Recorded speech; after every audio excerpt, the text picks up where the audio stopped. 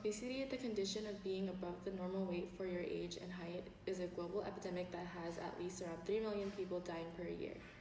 Children deserve the most attention because if they start out overweight or obese, they are more likely to be obese when they turn into adults. It is difficult for adults to lose the excess weight once they've become obese. Interestingly, there are 42 million children under the age of 5 who are overweight. 35 million of them are in developing countries. Obesity affects some groups more than other groups, especially children of ethnic minority groups and those of lower socioeconomic status. Education also plays a role. A study of subjects who were followed up after 20 years of age from the Swedish Childhood Obesity Treatment Registry in 2017 showed that in the obese cohort, roughly half completed school, which is less than the 76.2% who did complete school and didn't grow up with obesity, revealing that the influence of the environment children live in plays a role in their health outcomes. The healthcare community, over the years, has attempted to tackle the epidemic, especially through legislation.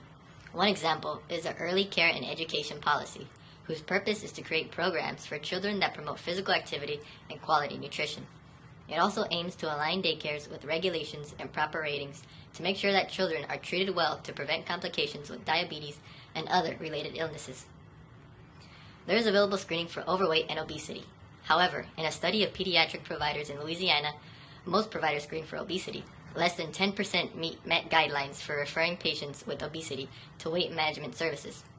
This highlights the barriers to offering services, which is often due to lack of reimbursement and poor family compliance.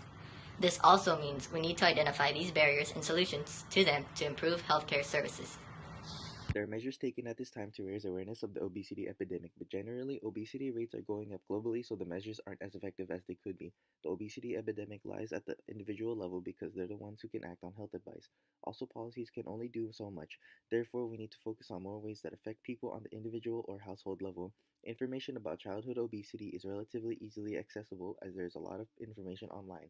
Access to a regular physician and physical checkups is also another way that children and their parents can learn about their weight and how to properly take care of it.